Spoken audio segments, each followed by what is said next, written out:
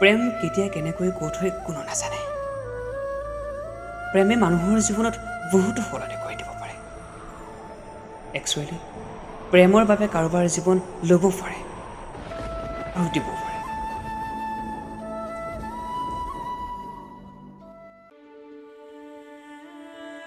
বৰ্ণৱ, ইয়াৰ জীৱনত এটা নোহোৱা ঘটনাই ঘটি গ'ল, যাৰ বাবে তাৰ আজি এই অৱস্থা।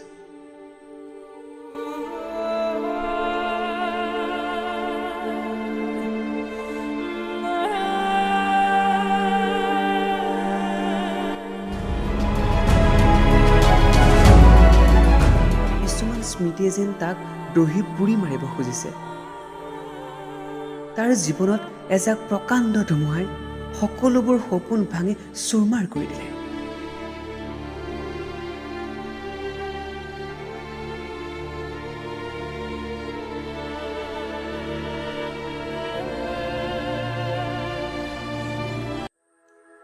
সি য'তে যায় ত'তে তাৰ প্ৰতিচ্ছবিয়ে তাক যেন বাৰে বাৰে ৰেঙিয়াই মাতে।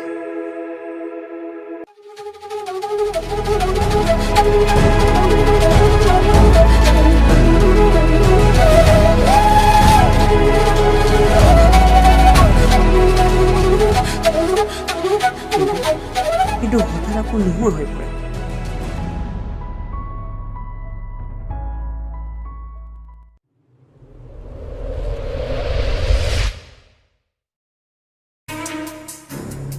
চাইকো ই এটা বেলেগ ধৰণৰ। তাক যিটো বস্তুৰ প্ৰয়োজন হয় সেইটো তাক লাগিবই। ইটো কাৰোবাৰ জীৱন ল'বলৈ কুণ্ঠাবোধেই নকৰে।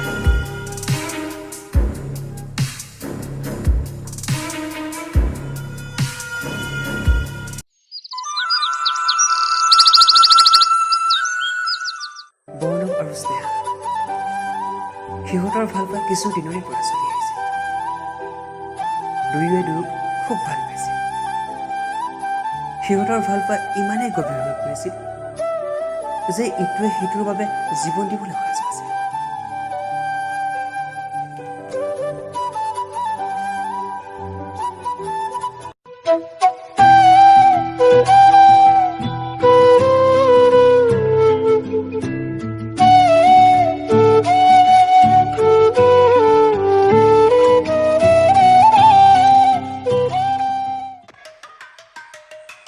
আনফালে আকৌ চাইকো স্নেহাক মনে প্ৰাণে ভাল পায় আৰু ভাল পাব বিচাৰে।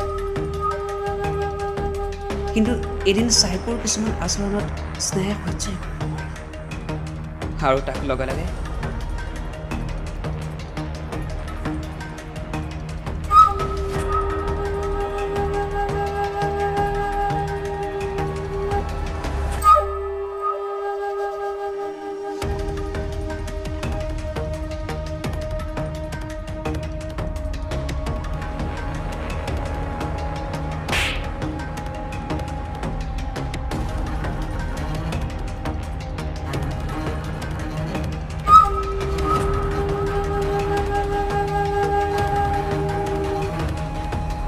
তেনেকুৱাতে আকৌ বৰ্ণৱো আহি পালে। বৰ্ণৱে চাইকোক মাৰিবলৈ কৈছে। স্নেহে তাক হাতত ধৰি লগে লগে লৈ আহে।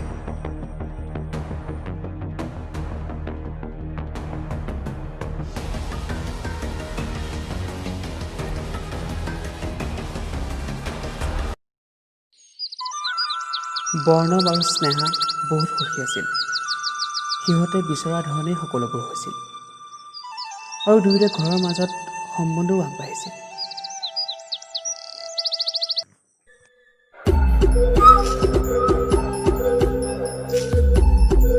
চাইকো তাক স্নেহাই কৰা অপমানে বৰ্ণৱৰ প্ৰতি তাৰ মনত বৰ বেয়াকৈ প্ৰভাৱ পেলালে।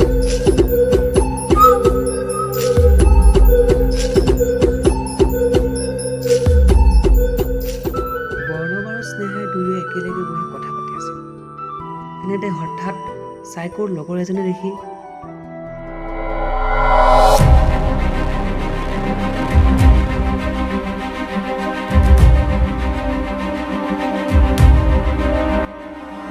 সি গৈ চাইকোক মাতি আনে।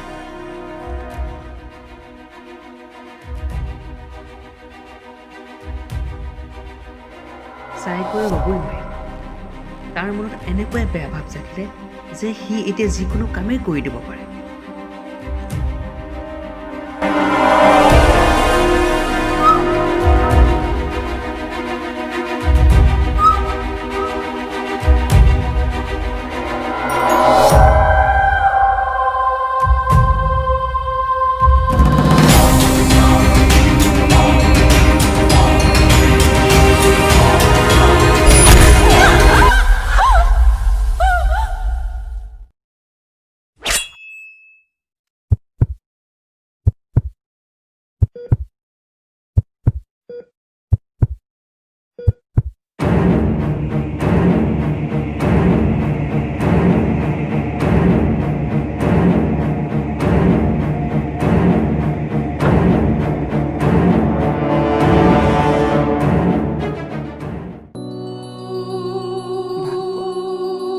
ইয়াক টানি আজৰি আনিব নোৱাৰে। ইয়াক পাবলৈ হ'লে দুয়োৰে মাজত প্ৰেমৰ এনাজৰি কঢ়ি উঠিব লাগিব। কিন্তু চাইকৈ একোৱেই ভাবি নাচালে। তাৰ নিজৰ বাবে স্নেহ কৰি হ'ল আৰু তাৰ প্ৰেম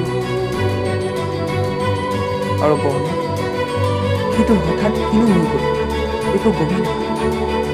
যেন এজাক প্ৰকাণ্ড বতাহে সকলো উৰুৱাই